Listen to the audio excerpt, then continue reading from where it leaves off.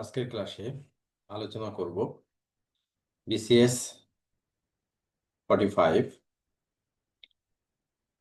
এই বিসিএস এর এমসিকিউ এর গ্রামেটিক্যাল কোশ্চেনগুলো আলোচনা করব, সঙ্গে কিছু মিনিং আছে। প্রথমেই গ্রামার পার্ট। ফার্স্ট কোশ্চেনটি হচ্ছে, she insisted on dash living the house. এই ড্যাশের জায়গায় বা ব্লাঙ্কের জায়গায় আমরা হিজ কেন দিব?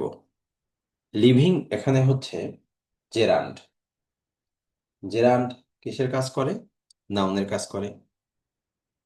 যেহেতু নাউনের কাজ করে, তার আগে আমরা পসেসিভ দিতেই পারি। যেমন হিজ ফাদার বলতে পারি, হিজ বুক বলতে পারি, হিজ মোবাইল বলতে পারি। একইভাবে his living, his writing, his singing. So পসেসিভের পরে আমরা আইএনজি যুক্ত ভার্ব বসাতে পারি, যেটি জেরান্ডের কাজ করবে। 2 নম্বর question, who has broken this jug? খুবই সহজ কোশ্চেন। এটিকে প্যাসিভ করতে বলেছে। তো প্যাসিভ করতে গেলে এটি একটি ইন্টারোগেটিভ সেন্টেন্স। সো ইন্টারোগেটিভ সেন্টেন্সে যে কথাটি মনে রাখতে হবে যে অক্সিলারি ভার্ব যেন সাবজেক্টের আগে গিয়ে বসে। অ্যাক্টিভ ভয়েসে তো সাবজেক্ট হয়ে আছে হু, কিন্তু যখন আমরা এটি প্যাসিভ করতে যাব তখন আমাদের সাবজেক্ট হবে দিস জাগ। তো দিস জাগ যখন সাবজেক্ট হবে, অবশ্যই তার আগে অক্সিলারি ভার্ব নিয়ে যেতে হবে। এবং এটি কোন ধরনের tense? Present perfect tense. Present perfect টেন্সে প্যাসিভ করতে গেলে বিন আসে। শুধু প্রেজেন্ট পারফেক্ট না, যে কোনো পারফেক্ট টেন্সে প্যাসিভ করতে গেলে বিন আসবে। তো আমরা দিস জাগের সঙ্গে অক্সিলারি ভার্ব ব্যবহার করব হ্যাজ, এবং তার সঙ্গে বিন আনতে হবে। এই জন্য দিস জাগ সাবজেক্ট করে ফেলছি, তার আগে অক্সিলারি ভার্ব হ্যাজ, এবং পরে বিন, পাস্ট পার্টিসিপল এখানে দেয়াই আছে। আর শুরুতে আমরা হু এর জন্য লিখে ফেললাম বাই হোম।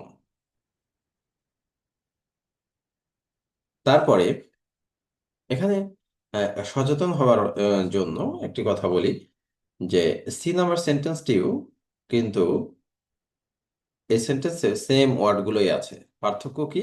এখানে সাবজেক্টের পর অক্সিলারি ভার্ব আছে, যা ইন্টারোগেটিভ সেন্টেন্সে হয় না। এই জন্য অপশনগুলো পড়ার সময় খুব সতর্কতার সঙ্গে পড়তে হবে। ওকে, নাম্বার 3। এখানে আমরা ইফ এর স্ট্রাকচার পাচ্ছি। ইফ এর স্ট্রাকচার কি? ইফ এর স্ট্রাকচার হচ্ছে, ইফ এর পরে যদি প্রেজেন্ট ইনডিফিনিট হয়, তাহলে অপর সেন্টেন্সটি হবে ফিউচার ইনডিফিনিট।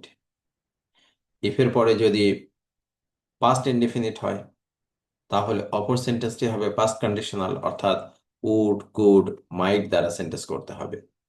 আর ইফের পরের সেন্টেন্সটি পাস্ট পারফেক্ট হলে অপর সেন্টেন্সটি হবে পারফেক্ট কন্ডিশনাল, অর্থাৎ would have, could have, might have দ্বারা সেন্টেন্স করতে হবে।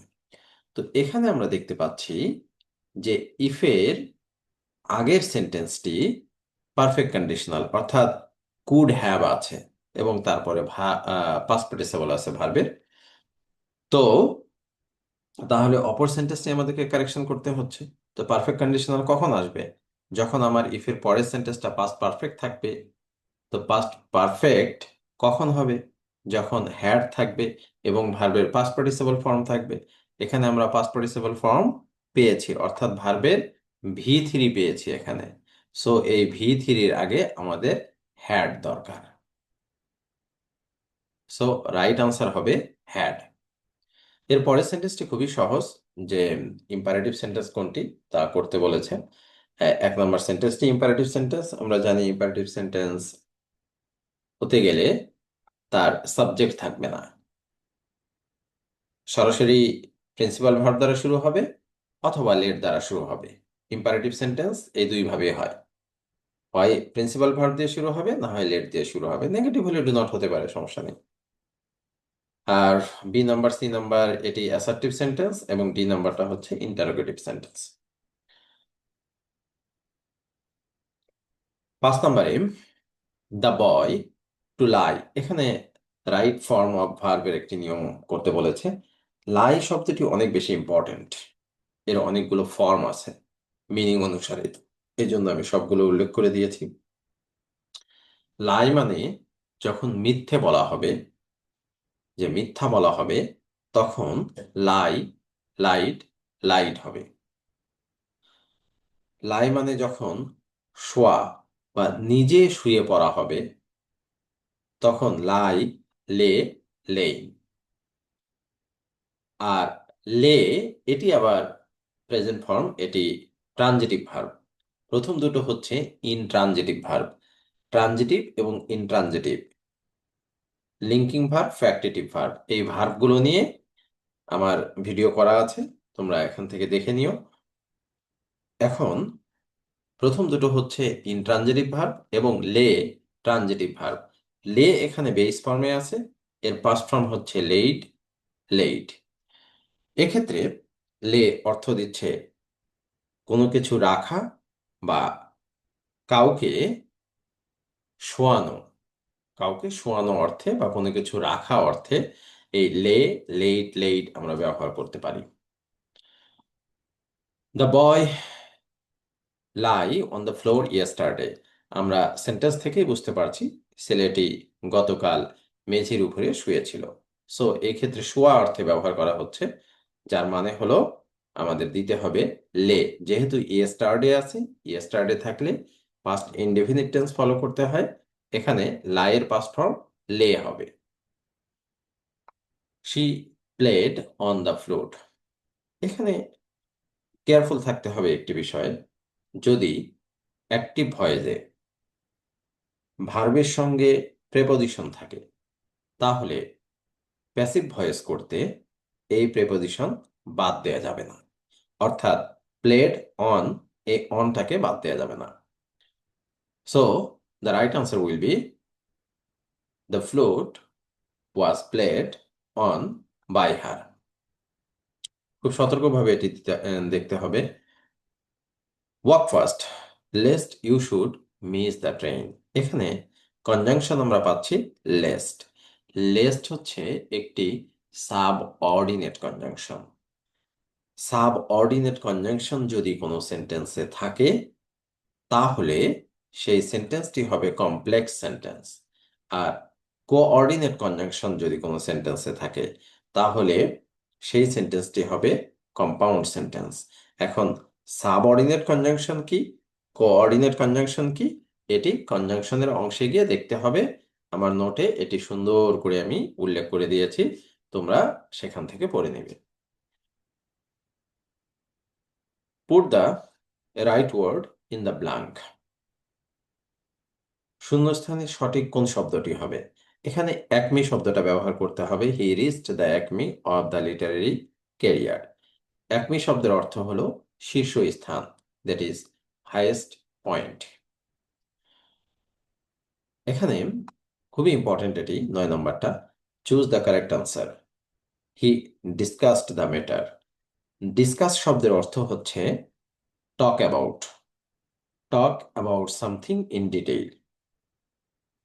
তো অ্যাটলিস্ট টক অ্যাবাউট মনে রাখলেও হবে। অর্থাৎ ডিসকাস শব্দের মধ্যে অ্যাবাউট প্রেপোজিশনটি আছে, তার মানে ডিসকাসের পরে প্রেপোজিশন ইউজ করার কোনো সুযোগ নাই। অর্থাৎ অ্যাবাউট ইউজ করা যাবে না, অন্য প্রেপোজিশন প্রয়োজন হলে ব্যবহার করা যাবে, কিন্তু অ্যাবাউট ব্যবহার করা যাবে না। ডিসকাস এখানে সরাসরি ট্রানজিটিভ ভার্ব। তো ট্রানজিটিভ ভার্ব তারপরে একটি অবজেক্ট নেবে। অনেকে মনে করবে হি ডিসকাসড অ্যাবাউট দ্য ম্যাটার, এটিকে সঠিক মনে করে নিতে পারে, কারণ এই মিনিং যদি না জানা থাকে যে ডিসকাস মানে টক অ্যাবাউট, তাহলে ভুল করাটাই স্বাভাবিক। So the right answer will B he discussed the matter. আচ্ছা, তারপরে হবে আইডেন্টিফাই দ্য কারেক্ট সেন্টেন্স। এই সেন্টেন্সটি খুবই পরিচিত, আমরা কম বেশি ক্লাস 6 বা 7 থেকে এই সেন্টেন্সটিকে চিনি। I think every student knows it. So the right answer will B she speaks English like the English. এখানে প্রথম ইংলিশ হচ্ছে ইংরেজি ভাষা, দ্বিতীয় ইংলিশ হলো ইংরেজ জাতি। Millennium is a period of dash. Millennium শব্দটি একটি সিঙ্গুলার শব্দ, এর প্লুরাল হচ্ছে মিলেনিয়া বা মিলেনিয়ামস। তো মিলেনিয়াম শব্দের অর্থ হলো আ পিরিয়ড অফ 100 ইয়ার্স, অর্থাৎ 100 বছরে এক মিলেনিয়াম।